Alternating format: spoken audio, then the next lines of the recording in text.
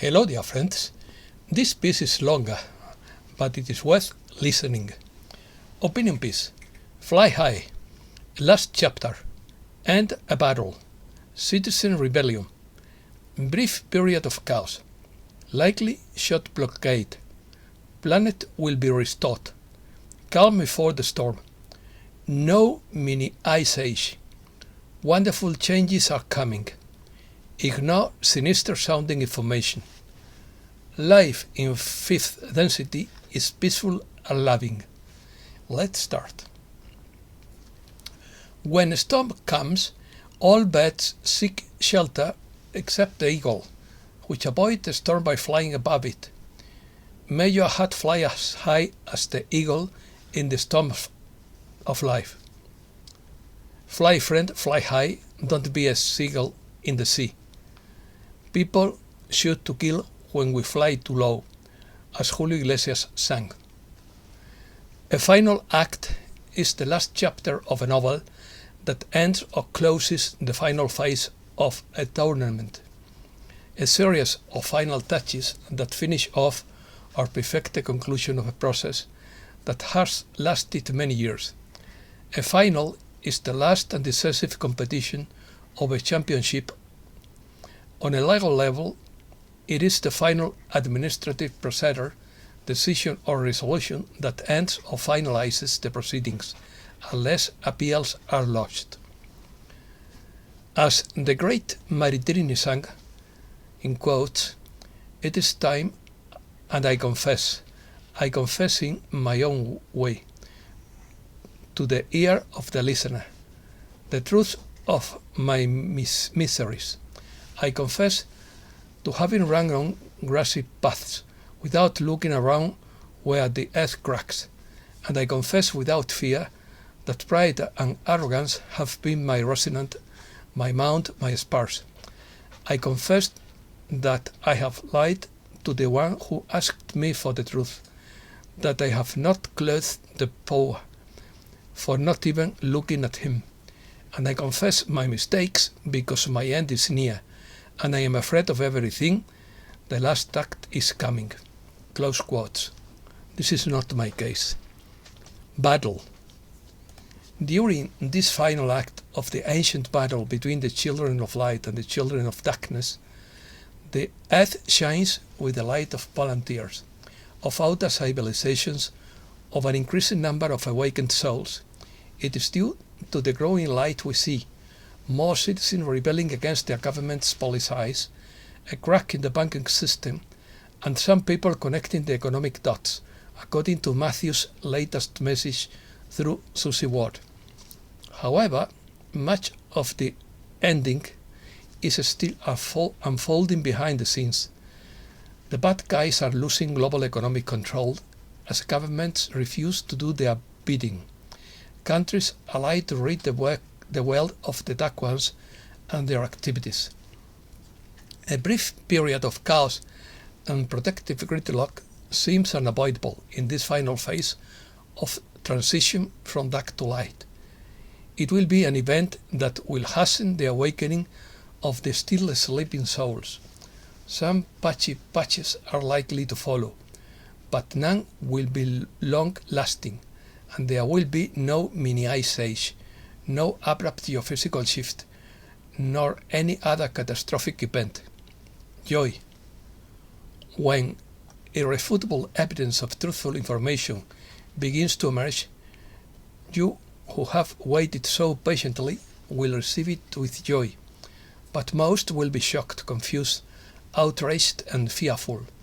Explain calmly and confidently to all receptive souls that all that is happening is ending long ages of darkness on earth. It may be helpful to recommend books and websites that support this profound change, how other civilizations have helped Earth and the wondrous changes that are coming. The inconceivable disparity between the few rich and the billions of destitute will end, and all will share in the abundance of the planet. The world economic system based on precious metals will replace the present system and will protect honestly earned savings and investments. Scientific and technological developments that have been used malevolently by the dark ones will be taken out of their control and used beneficially. The damaged environment of the planet will be restored. There will be free energy and great innovations in health, education, transportation, communication, agriculture, and construction. People need to know that they will manifest the powerful energy of positive thoughts and feelings about these changes and lead them into the golden age, where love is the foundation of life. They need to know that that glorious era is already in the timeless continuum, where past, present, and future happen simultaneously. Do not feel uncomfortable in taking on that task of enlightenment. You will feel guided when the time comes that your knowledge and experience are needed to help see the light. First contact. There can be no landings until it is safe for the crews and the people who want to greet us. The Creator revealed to Starfleet commanders that he will determine when everyone's safety can be guaranteed. When the time is right, the green light will be given. Then it will also be safe for the souls of the special forces living among you to come forward. The time of the dark ones is shortening, so there is reason to believe that sooner rather than later you will meet these members of the universal family who are eager to thank the volunteers for their valuable service and to mingle with the people of Earth. The souls who live in the wonderful cities of inner Earth want you to meet them too. All will offer help to restore the health of the devastated environment, and this can be accomplished with amazing speed.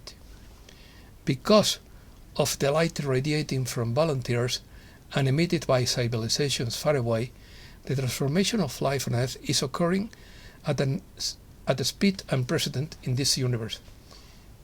It took up to 50,000 years for third density civilizations that refused such help to evolve spiritually and consciously into fifth density. Years ago, the forces of light built a network of light so intense around the planet that even the low frequency of malevolent individuals cannot approach it. Light is anathema for the dark ones. Outside civilizations have long helped us because they love Gaia and her inhabitants. False information.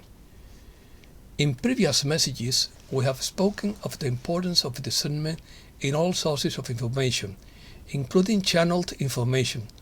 Some receivers are unaware that entities are coming through who give false informations that sounds fearful, and other messages from supposed messengers of light are written by dark beings to create fear. I hear that souls in transition to spiritual life are being tricked into going into a kind of limbo where dark forces keep them trapped. This is a variation of the old propaganda device to create fear. Ignore all sinister sounding information. Life in fifth density is peaceful and loving, but the world is not yet. Earth is halfway in fourth density and on an ascension course to high fifth, but much of its population is still in third density, while others are in fourth and fifth. In the fourth, the heart and mind are opened, and beings begin to advance in spiritual consciousness. This is the process of awakening. Most of the volunteers who came from other homelands to help awaken Earth's civilization are fifth in evolution, and some are in the sixth, and members of the special forces come from sixth and higher civilizations. We number the two densities only to indicate advancement or retrocession. But all that exists is energy.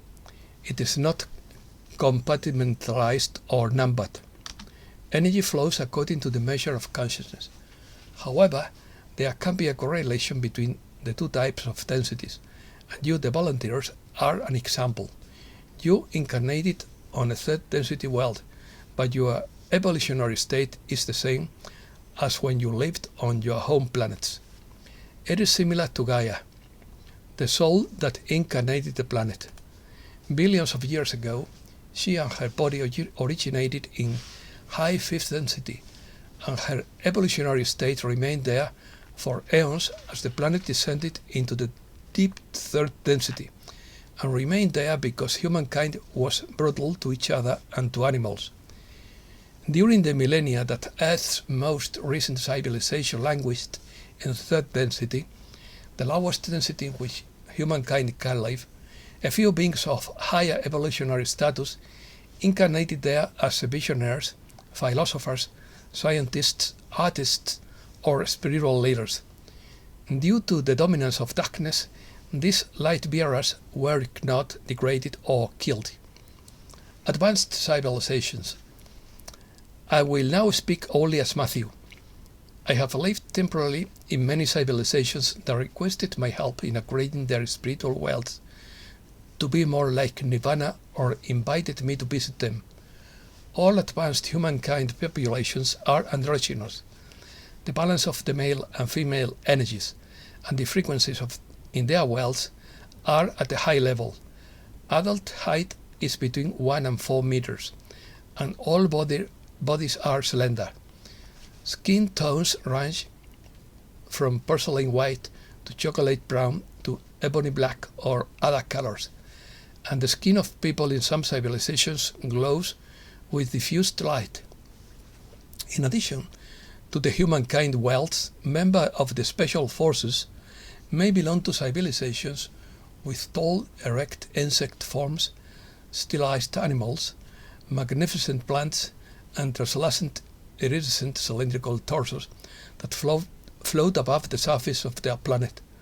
All of these souls' bodies are so agile and their mental power so great that you would think of them as the stuff of science fiction. The positive reptilians I know in the special forces are only one of many civilizations. These defenders of the light are the medium height and have pale blue-grey skin and large dark eyes. Some of the more evolved souls are formless. Their function as unity consciousness and send out their intense light to vast areas of the universe. However, they can manifest any body type they desire and travel to any destination with the speed of thought where the frequency are compatible with their own. Help. All these populations are helping Earth by emitting light or in specific ways.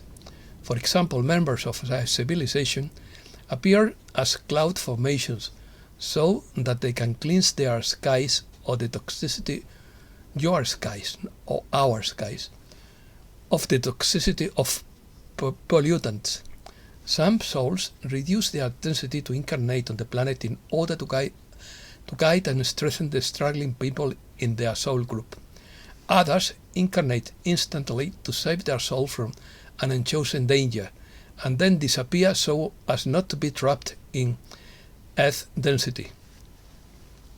Reproduction in advanced civilizations can be by sexual union, cloning, or focused thought by the two souls who want a child and the soul who wants to be their child.